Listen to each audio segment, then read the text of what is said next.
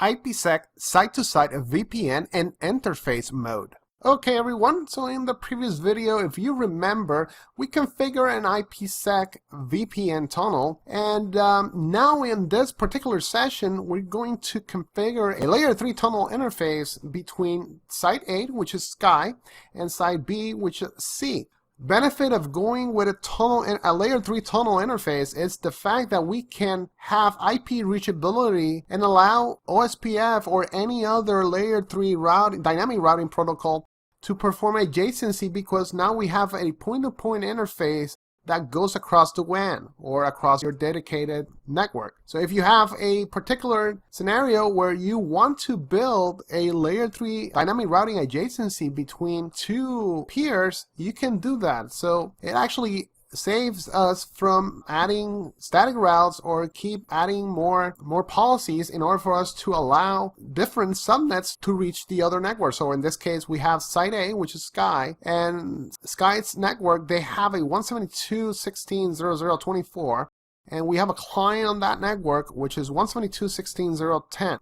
If you remember our previous video, we're only advertising the 1010, and we're not actually advertising, we're just announcing on the tunnel that we're allowing 1010 as my source traffic to hit the 1020. Now, we want to allow this additional subnet, but instead of manually telling, number one, telling SkyCore, hey, if you want to reach 10.2550, I need to send a static route, and then the Palo Alto will need to have another static route to hit the traffic and send to site B.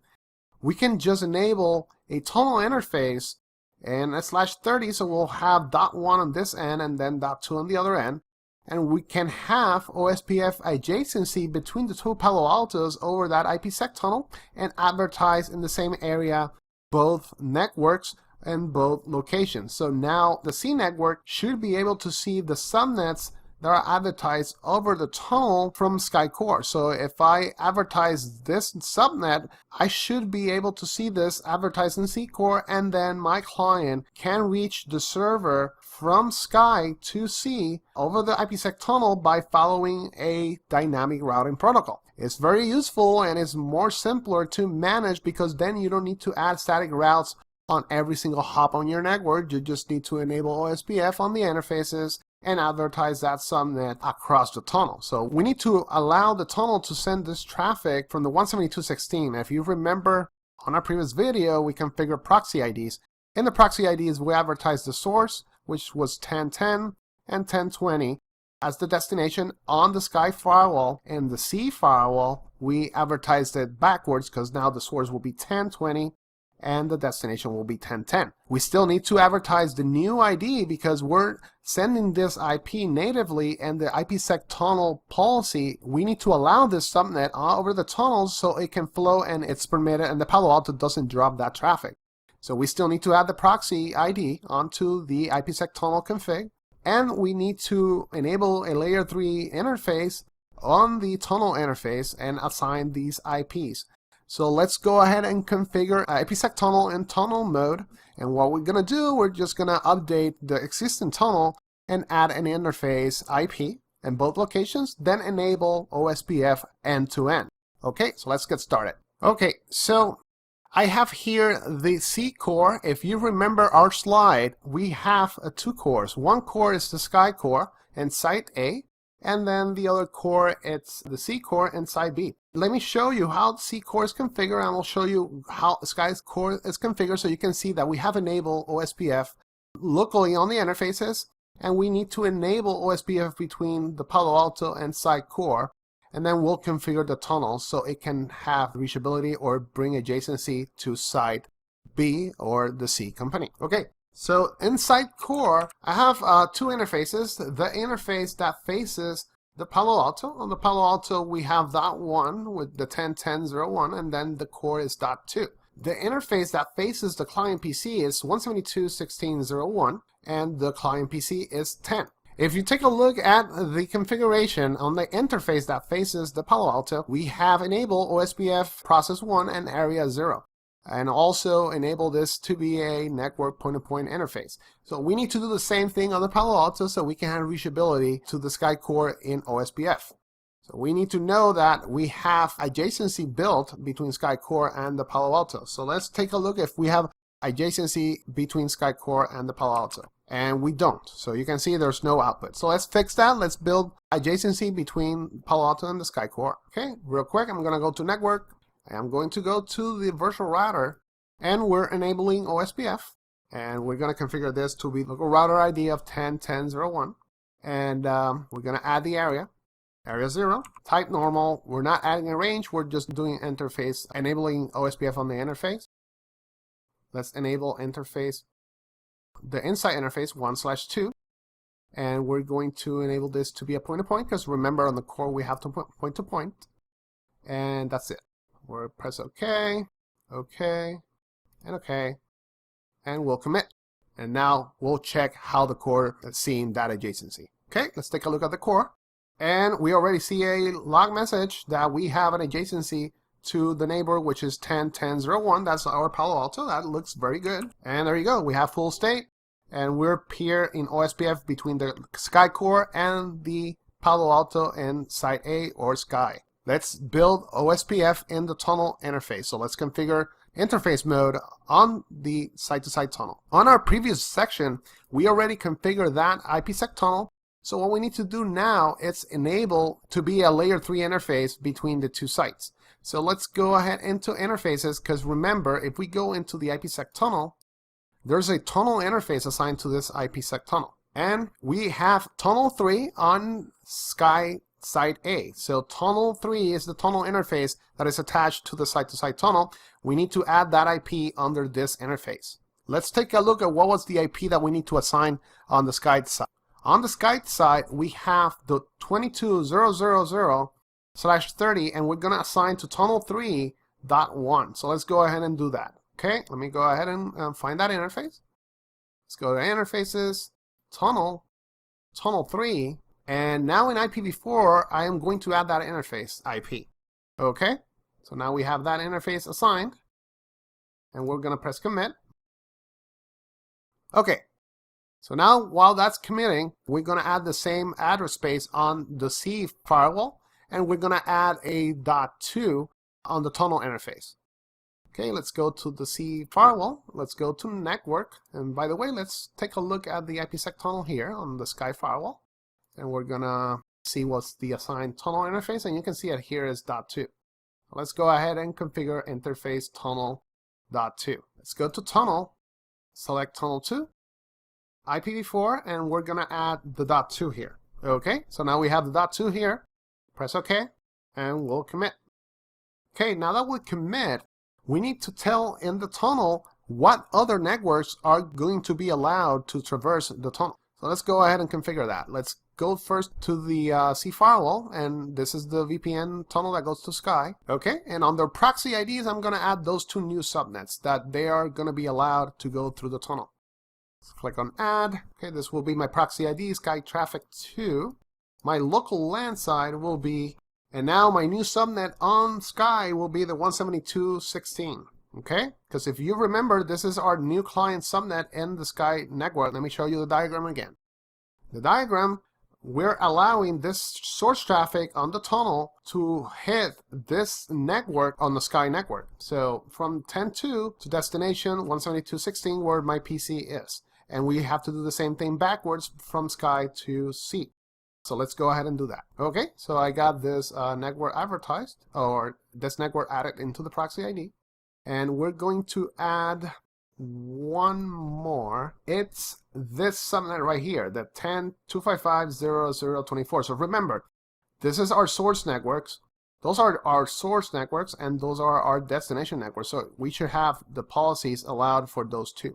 Okay, so let me add this real quick. Local, remember this is my new local LAN in C. Now this local LAN will be able to hit this remote network in Sky.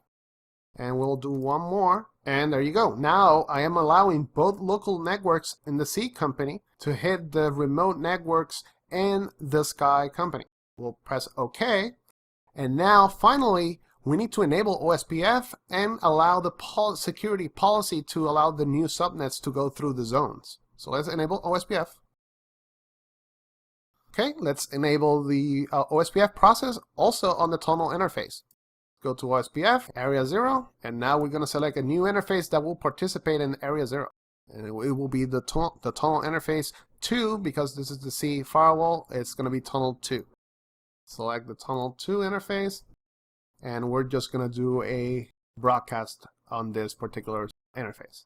We'll press here, we'll press OK, and we'll press OK again. And finally, we're going to configure that security policy, because we're only allowing 1020 to hit 1010, and then backwards 1010 to hit 1020. So now we got to do the same thing, or we just need to allow those two new subnets here. Okay, in the security policy, I already have the first subnet. Let me add the second subnet. That's my local subnet in the C company. Okay, destination. Okay, so now my two local networks are allowed to hit the remote subnets in the Sky company. We'll press OK, and let's do the same thing backwards. Okay, let's add the second remote subnet, because this is my Sky to Inside policy, so the source will be incoming from the tunnel going to my local network. So I'm allowing those two subnets to traverse the tunnel to reach my networks on the inside. And I'm going to add the new inside subnet. We'll press OK, and now we'll commit. Okay, so now we have to do the same thing on the Sky firewall. I am going to configure on the Sky firewall a little bit quicker, so we continue testing. So let's go ahead real quick and IPSec tunnels. I'm going to add my proxy IDs, and in this case will be from Sky to C. And I forgot to add second local one, so let's go ahead and add that. Okay, one more. Now we have this ready.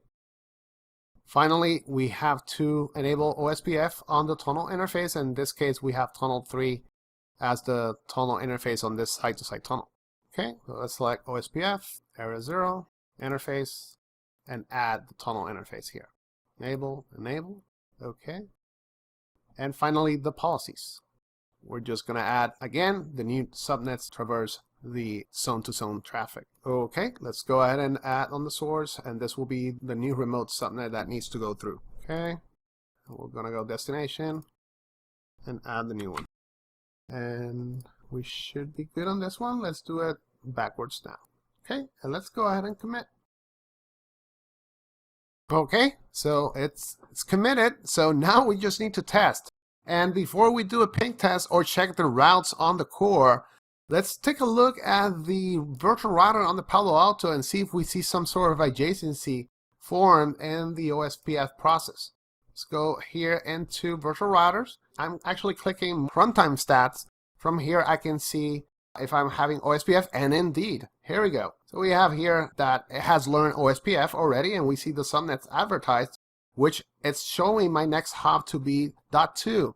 And I'm actually on Sky Firewall, and my local IP on the tunnel interface is .1, and I already see that .2 is advertising, so that is a very good sign. That means that we're definitely adjacent in OSPF, and the core is actually sending the routes onto the Palo Alto, which the Palo Alto is then advertising via the site-to-site tunnel. So if I go into the OSPF process and click neighbors, boom, there you go. So I got my local core as my local neighbor, so this is the Sky core, and I do have the neighbor Palo Alto and the C firewall. So let's go ahead and do a show command on the core switch to see if we can see some routes as well. And finally, we'll test. And we definitely have adjacency to the Palo Alto, but now we need to see if we see the routes from the C company. There you go. So we see both routes advertising OSPF, 10.20.00 and 10.255.0.24. This is a very good news. Finally, what we need to do is test connectivity. We should be able to ping from the 172.16.0.10, which is my local machine in the Sky network, to the server and the C core, which is 10.255.0.10. So let's go ahead and confirm that we are able to ping from this machine all the way over the tunnel to this server right here. And everything has been advertised in OSPF, as we can confirm on the information shown on the firewall. Let's go ahead and ping. Okay, first of all, let's ping if we can hit the Palo Alto, the local interface in the Palo Alto for this network. And sure enough, I can ping it. Moment of truth. Let's ping that server.